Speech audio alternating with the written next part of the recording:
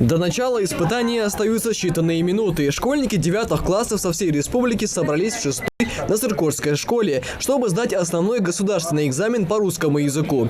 Магомед Жантигов приехал из города Назрань. Парень спокойно проходит процедуру регистрации, но легкое волнение все же есть, признается Магомед. Главное – это не растеряться и мыслить ясно. Вам рассказали, как будет проходить экзамен, процедура, все? Да, рассказали, как заполнять, как сдавать, все рассказали. Да. Ты как считаешь, вообще готов сдать? Сможешь? Да, готов. По спискам ученики проходят в одну из 19 аудиторий на 2 этажах. В каждом классе примерно 15 человек. И школьники сидят по одному за каждой партой. Вся процедура проведения экзамена полностью соответствует регламенту проведения ОГЭ на каждом из 5 пунктов. Ученики проходят металлоискатель, проверяется на наличие телефона, смартфона, шпаргалок. Есть требования, да, поэтому есть специальная змейка, которая нами была сделана. Ученики заходят, отмечаются и дальше проходят через металлоискатель. В случае обнаружения телефона, шпаргалок или запрещенных, да, в соответствии с регламентом, участник ОГЭ удаляется в соответствии с актом.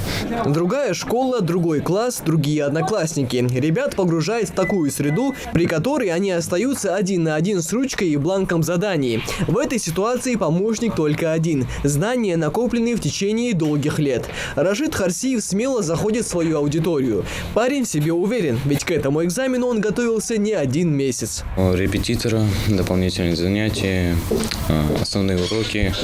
Остался после уроков в школе, ну и дома. Проверка, конечно, строгая, но если ты знаешь, что тебе бояться. На экзамен по русскому языку в 6-й школе Насыркорта заявлено 219 человек. Все они в итоге явились в назначенное время. Экзамен длится 3 часа 50 минут. И за это время учащиеся должны быстро, а главное правильно решить свое задание. В дальнейшем бланки с ответами будут направлены в региональный центр обработки информации и после чего огласят результаты. Михаил Тангиев, Асхабил Акиев, Новости 24.